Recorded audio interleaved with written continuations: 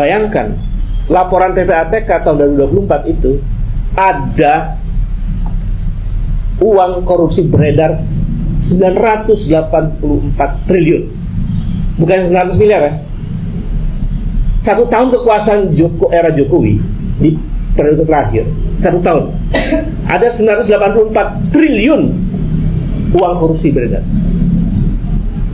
Anda bisa bayangkan betapa rusaknya Republik ini. Artinya hampir 30% dari APBN.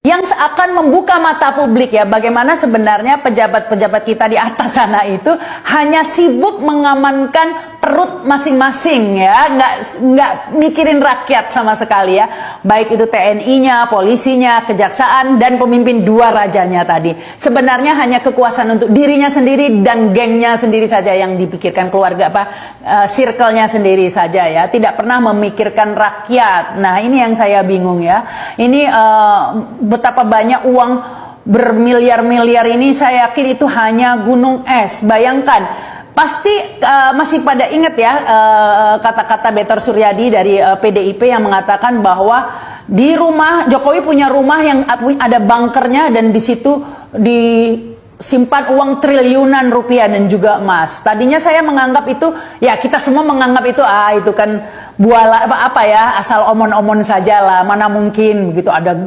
Tapi setelah melihat seorang Jampitsus punya brankas di balik tembok, ada uang dolar segitu banyak, emas begitu banyak. Anda tentu masih ingat ya, Zaruf Rikar di dalam rumahnya aja ditemukan uang hampir 1 triliun ya, dan emas juga 50 kiloan begitu ya.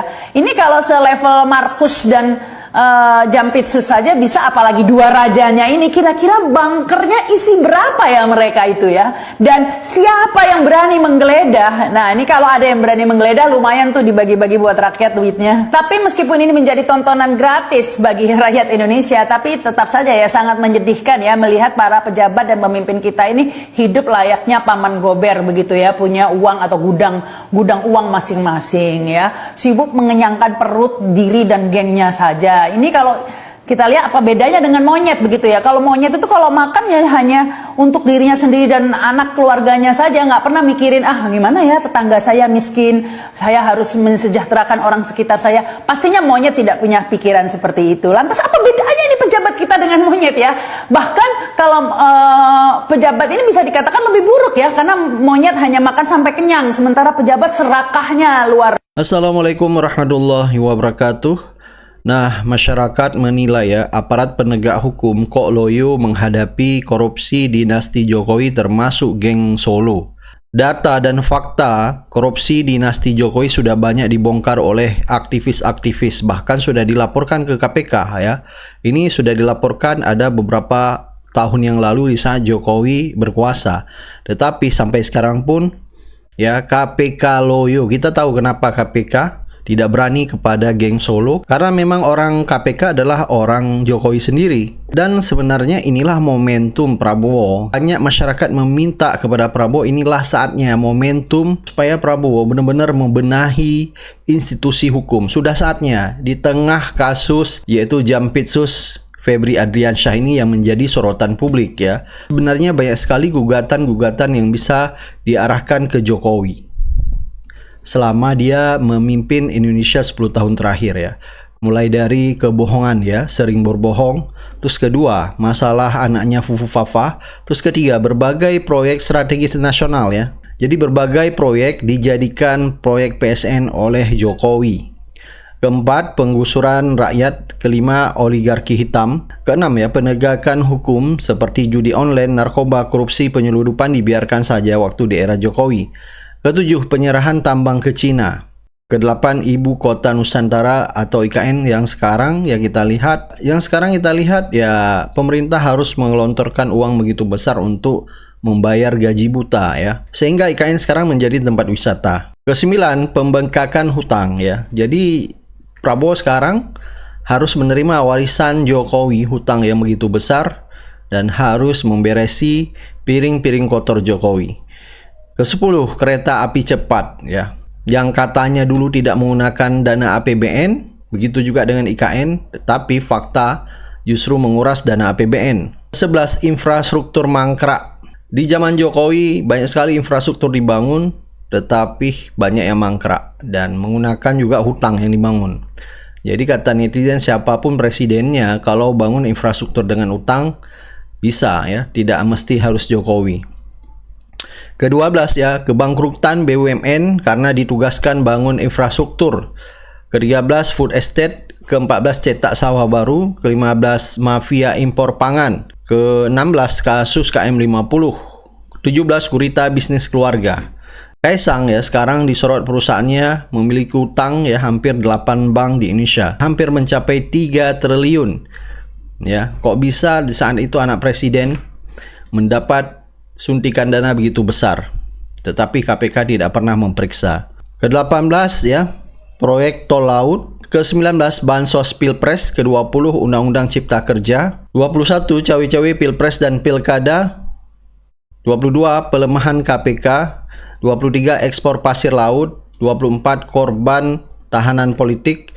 25 ijazah palsu. 26 pemalsuan identitas diri. Cukup banyak sebenarnya. Ini bisa menyeret Jokowi ke pengadilan atau ke penjara. Tidak hanya masalah ijazah palsu. Sebenarnya momentum saat ini jika Prabowo ya mau membenahi institusi hukum, menggantikan orang-orangnya Jokowi ya dengan membersihkan institusi hukum dari orang-orang Jokowi, menggantikan dengan orang Prabowo. Jadi jangan penegakan hukum tumpul ke Solo. Nah, ada kecurigaan dari masyarakat ya. Jangan-jangan bunker bukan hanya di rumah Febri Adriansyah saja. Bisa saja lebih besar bunkernya di Solo. Di negara isinya para maling. Kita bongkar misalnya proyek strategis nasional itu secara seluruhnya sepanjang kekuasaan Jokowi sampai awal Prabowo ini itu menghabiskan sekitar 1.515 triliun. Saya telusuri di PPATK itu ternyata yang dikorupsi dari 1.500 lebih itu sekitar 510 triliun. Jadi 36% dari proyek strategis nasional itu dikorupsi. Dan itu masuk ke semua pejabat. Diduga kuat juga masuk ke Solo. KPK yang bersikap pasif terhadap kasus dugaan korupsi Joko Widodo telah menguatkan asumsi yang kuat bahwa KPK bekerja untuk kepentingan menyelamatkan uang negara, bahwa KPK bekerja bukan untuk kepentingan menyelamatkan uang negara, tetapi demi kepentingan menyelamatkan penguasa, mantan penguasa, dan bahkan oligarki di lingkaran kekuasaan. 4. Belum adanya laporan masyarakat seperti yang diungkapkan KPK adalah tidak benar.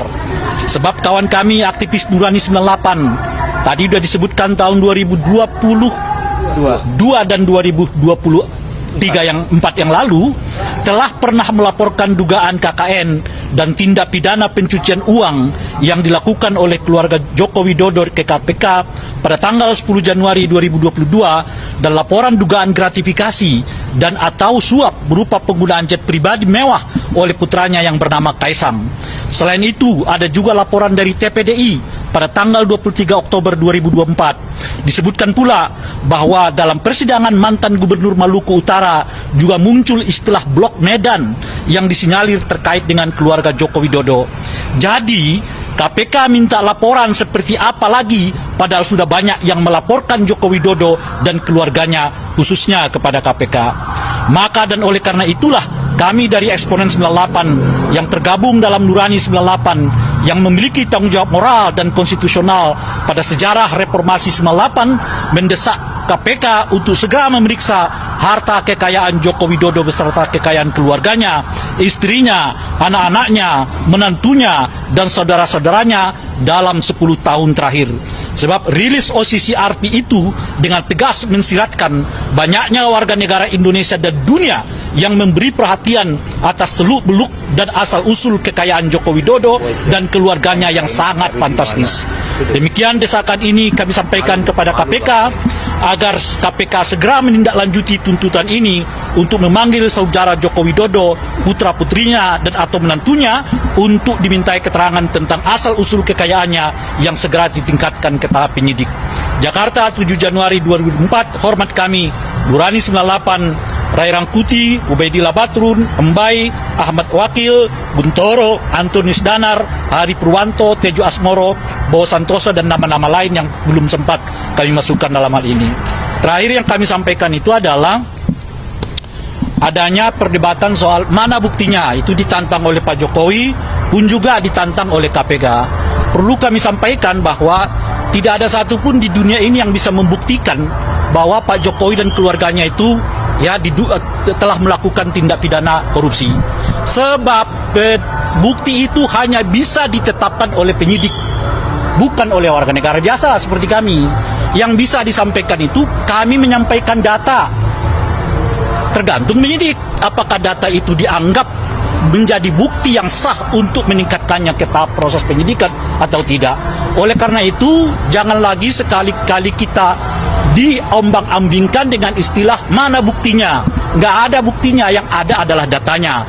Kalau ditanya ada datanya, sudah kita serahkan dulu tahun 2022 ke KPK, 2004 lalu ke KPK, baik oleh Nurani 98 maupun oleh organisasi masyarakat yang lain. Tinggal penyidik di KPK sekarang berani nggak untuk menetapkan data-data yang diserahkan itu sebagai bukti awal dugaan terjadinya pelanggaran pidana terkait dengan suap, korupsi, dan sebagainya yang menyangkut keluarga Pak Jokowi. Sehingga dengan begitu terang benderang sekarang, jangan orang lagi diombang-ambingkan dengan dalih mana bukti. Nggak ada bukti, yang ada data. Dan data itu telah kami serahkan, tinggal penyidik sekarang yang memiliki kewenangan untuk menentukan apakah data itu cukup untuk dinyatakan menindaklanjuti dalam proses hukum. Itu yang terakhir dari kami. Terima kasih. Dan terima kasih juga kami sampaikan kepada seluruh kawan-kawan media yang berkenan menghadiri ini. Ini semacam tantangan kepada KPK.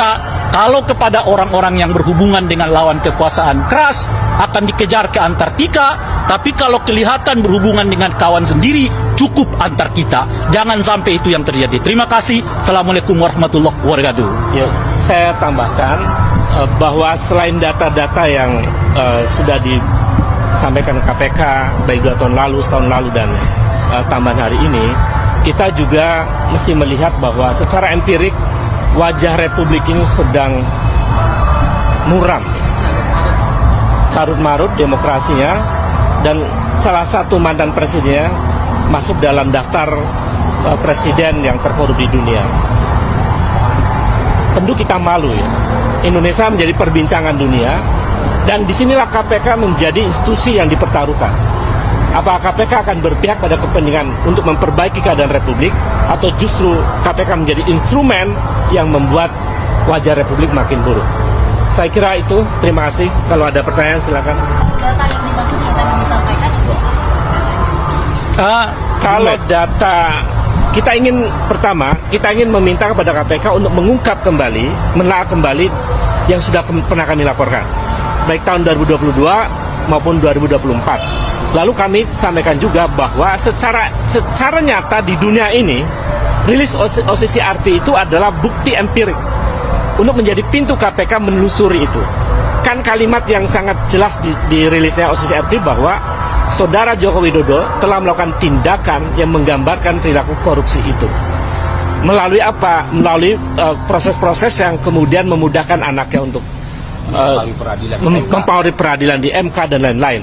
Itu sebetulnya pintu yang bisa menjadi instrumen KPK untuk bisa masuk membongkar yang bersangkutan. 2002 berkaitan dengan CRP itu kan udah dihilangkan kan? Nah itu gimana? Siapa? Jadi luar biasa. Tahun lalu misalnya PPATK menyebut ada peredaran uang korupsi di Indonesia dalam 1 tahun kekuasaan Jokowi 2024 itu 984 triliun. Laporan resmi. Itu dasar sekali angkanya. 984 triliun, bukan 900 miliar gitu. Itu kurang lebih 30% dari APBN. Kalau 30% itu sama dengan biaya untuk menghidupi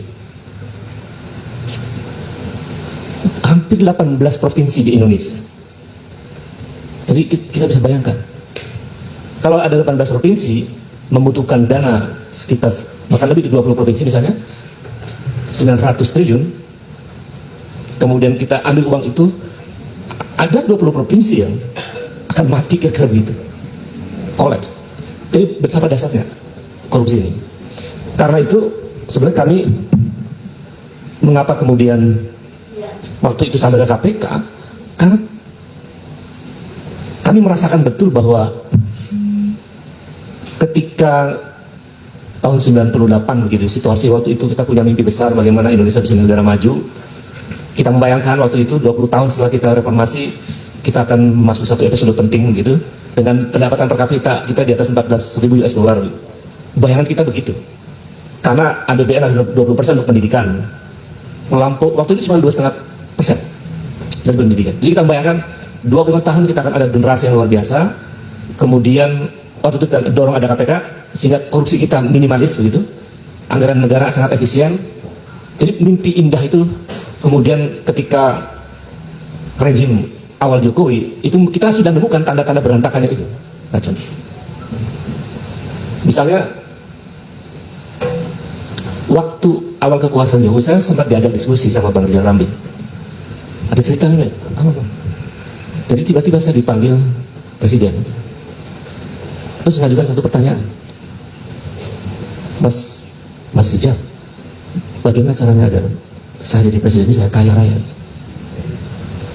Coba bayangkan. Jadi sebetulnya ada motivasi tersembunyi yang sangat kuat dari seorang Joko Widodo, bahwa kekuasaan itu adalah instrumen untuk menempuh kekayaan.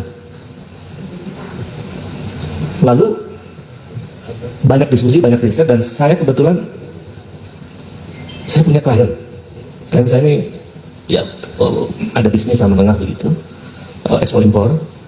Dia hanya minta ke saya untuk jadikan saya sebagai negarawan, kira-kira begitu. Pada saya jadi pengusaha tapi untuk kepentingan nasional.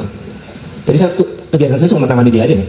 Orang masih hidup, masih berbisnis, dan saya suka memberikan perspektif agar langkah-langkahnya untuk kepentingan bangsa gitu. Itu produk dia dibeli oleh. Menurut para jasa, orang ini Jampitsus ini harus diamputasi. Harus diamputasi. Momennya kapan? Ya ini sekarang. Jangan sampai jadi jaksa agung. Oh, lebih bahaya. Karena Jokowi pernah merasakan bagaimana ketika Jampitsus Febri menjadi algojonya dia. Begitu luar biasanya, ya kan? Begitu sadisnya dia. Dia lakukan. Artinya permintaan Jokowi. Artinya ada kepentingan politik di sana. Dalam rangka merebut Golkar, sikat. Jadi kasus Asabri itu, Ya. di belakangnya ada kepentingan politik Pak Jokowi Ya. untuk merebut Golkar. Iya. Kenapa? Karena yang menggunakan dana Asabri adalah Erlangga, ketua Golkar. Erlangga Hartanto. Iya. Kemudian di Jiwasraya yang menggunakan dana Jiwasraya ada Bakri, pembina Golkar. Abu Rizal Bakri. Iya. Nah, disitulah dia mainkan ya kan upaya penegakan hukum dan tanda kutip. Gitu. Ngerinya bagaimana Febri mendesain sebuah proses hukum yang tiba-tiba orang yang dikorbankan. Kedua orang ini nggak ada masalah. Karena apa? Karena memang dibiarkan, tapi disandera oleh Jokowi. Ya. Yang terjadi adalah bencok direktur Asabri dan direktur sebelumnya Adam Damiri dan Sony, legend Sony. Legend Sony. Dan semua keterangan ini saya dapat dari mereka semua di penjara Sukamiskin. Saya ingin tanyakan apa niat Jokowi membuka itu kedua perusahaan itu terhadap Golkar tuh, apa keinginan Jokowi terhadap Golkar? Kan kita tahu bahwa Jokowi ingin menguasai Golkar. Itu bisa dijadikan kendaraan dia kalau nanti dia untuk 3 periode, atau kalau sampai dia selesai jadi presiden maka ada backup. Jadi dia menyingkirkan Airlangga dan Abu Rizal Bakri dengan kasus Asabri dan Jiwasraya dengan harapan Pak Jokowi bisa menguasai Golkar. Iya, ternyata bisa. Kan dia nggak jadi ketua umum. Dia memang tidak jadi, rencananya memang dia mau jadi. Awalnya pengen jadi ketua umum. Tapi kan kemudian dia taruh kaki tangannya, anteknya dia, Bahlil. Yang notabene bahwa orang Golkar udah gerah juga sama Bahlil. Karena dia itu adalah perpanjangan tangan Jokowi. Oh, tapi saya ulangin Pak. Awalnya itu Pak Jokowi yang mau jadi ketua umum. Pak Jokowi yang jadi ketua Golkar. Kenapa nggak berhasil? Ya karena dapat tekanan kan dari publik dan kader-kader Golkar. Nah, kemudian disoronglah Bahlil. yang paling banyak merugikan keuangan negara itu Pak Jokowi. Saya mau diundang sama kejaksaan jadi saksi ahli khusus minyak goreng. Ini merugikan keuangan negara Pak. Saya bilang Pak Jokowi yang paling banyak merugikan negara. Jadi saya nggak jadi saksi ahli. Jadi presiden itu harus terukur, kelembagaannya diatur, dicek dulu sama Bappenas. Ada gunanya Bappenas untuk jadi tangan kanan presiden, karena Bappenas kan lintas sektoral, lintas kementerian, lintas daerah gitu kan. Nah, ada kementerian yang pemburu rente misalnya, perindustrian gitu ya, konflik sama perdagangan karena beda partai ini kan. Nah jadi, sebelum Pak Jokowi memutuskan, Bappenas kaki tangan kanannya itu, nggak ada yang lewat Bappenas semua. Kereta cepat nggak lewat Bappenas, IKN juga Bappenas ditugaskan, ya iyalah lewat Bappenas ya kalau itu ya. Nah jadi, Pak Jokowi jangan asal ngomong. Ini Pak Jokowi bukan bapak rumah tangga, istri sama anak-anaknya. Ini rumah tangga 270 juta orang. Ingat itu nasib rakyat Bangka Belitung nanti gimana, larang aja. Anda tahu akibat nikel dilarang ya, nikel dilarang, biji nikel yang dilarang ya, biji nikel dilarang. 95% biji nikel itu dipakai untuk perusahaan Cina. Dikasih harga, kan gak ada harganya di Shanghai $80. Pemerintah resmi menetapkan buat Cina itu $34. 95% produknya diekspor ke Cina. Bebas bayar pajak 30 tahun. Tolol itu namanya. Perkarakan saya, silakan Pak Jokowi. Ini saya udah bilang kemana-mana, bahkan sudah di sidang kabinet terataskan tuh omongan saya itu. Tapi masih dipidatokan lagi. Wah, kita dapat rezeki nombok 450 triliun. Kebohongan luar biasa itu. Kita kan maksudnya rakyat Indonesia, Cina yang dapat 400 triliunnya itu. Jadi jangan main-main ngurus negara Pak Jokowi. Benarkah kubu Pak Prabowo dan Pak Jokowi sedang berperang? Ya, banyak yang beranggapan bahwa saling bongkar berbagai kasus korupsi bernilai super fantastis yang diduga melibatkan kepolisian dan KPK yang oleh sebagian pihak dianggap sebagai kubunya Pak Jokowi, dan kejaksaan serta TNI yang oleh sebagian pihak dianggap sebagai kubunya Pak Prabowo adalah bentuk bentrokan secara tidak langsung atau benih-benih pecah kongsinya presiden periode sekarang, yaitu Bapak Prabowo, dengan presiden periode sebelumnya, yaitu Bapak Jokowi. Ya, banyak pihak yang mulai beranggapan dan menduga seperti itu. Namun, terlepas dari benar atau tidaknya dugaan tersebut, yang kita sebagai rakyat inginkan tentu sederhana saja, yaitu berantas KKN sampai ke akar-akarnya. Mau itu yang melibatkan pihak yang diduga kubunya Pak Jokowi, kubunya Pak Prabowo, atau kubunya siapapun, dengan ada tebang pilih atau lindung melindungi.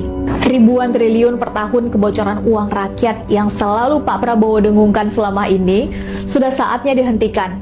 Para pelakunya dihukum dan uangnya dikembalikan kepada negara, agar tidak ada lagi rakyat yang meninggal kelaparan atau bunuh diri karena putus asa, agar tidak ada lagi kasus rakyat harus mengumpulkan iuran di tengah susahnya ekonomi karena jembatan tak kunjung didirikan atau jalan yang tak kunjung diperbaiki, dan agar harga-harga kebutuhan serta pungutan pajak tidak semakin mencekik dan memberatkan. Bukan begitu, teman-teman?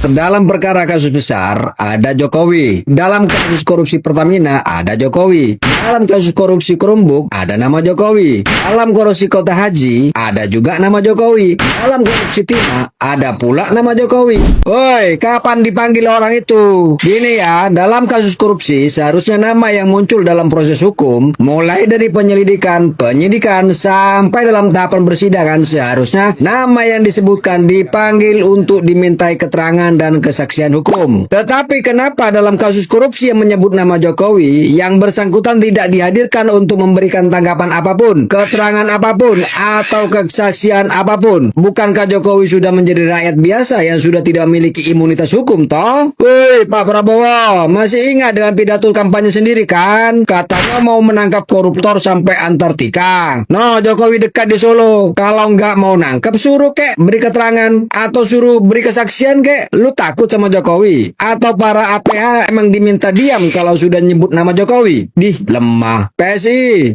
mana suaramu? Woi, partai anak muda tapi nggak mau teriak-teriak seperti anak muda yang lainnya. Gaya doang lu gede. Omon-omon aja lu tong. Ngok. Serangan balik Jokowi tepat mengenai jantung hati Prabowo. Ada beberapa hal yang mau gue share kenapa sih serangan balik Jokowi ini menurut gue bener-bener pinter banget. Oke, pertama kita tahu bahwa MBG itu bukan murni proyeknya Prabowo.